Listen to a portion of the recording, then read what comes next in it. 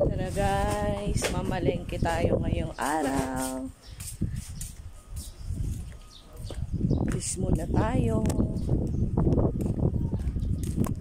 Tayo'y mamamalengke.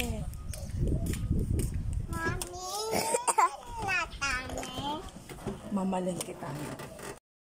Andito na kami sa biyahe guys. Di namin expect na malamig kahit may araw at sobrang hangin pa. At sa likuran ni Joanny, kung makikita niyo sa video, yan ang ginagawang Mega World. Ayan, sobrang ganda. Tingnan nyo guys. At dahil nga sumama kami kay Daddy, ito ipapasyal muna namin kayo sa municipal ng Cavite. Dadaanan din namin yun papunta dun sa aming destinasyon na kung saan dun talaga kami namimili dahil mura ang mga paninda. Ayan ang municipal ng Cavite guys. Ang ganda diba? Puro puno siya.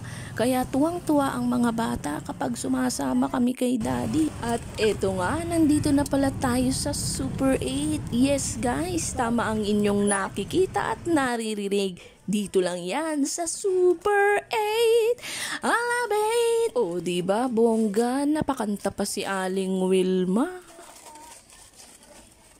At eto na rin nga, nagsimula ng mangulit ang mga bata at ang lilikot.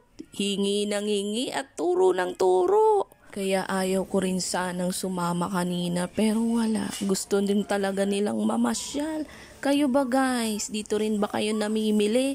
Saang grocery ba kayo namimili na mas makakatipid at budgeted? O diba bongga? Wais talaga ang mga nanay. Waiting na nga pala kami kay Daddy at yung dalawa sige pa rin ng laro habang naghihintay. Ay siya talagang lilikot pero okay lang yan. Minsan nga lang naman sila maging bata. Magba-birthday si B-Boy. Birthday?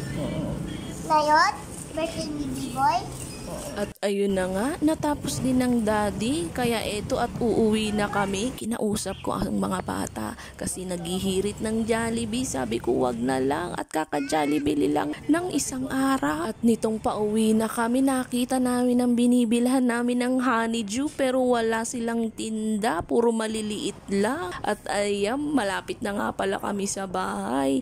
Nakita ko na naman tong area ng Mega World. Sobrang ganda kasi ng place na yan. Ayan guys, tingnan nyo oh.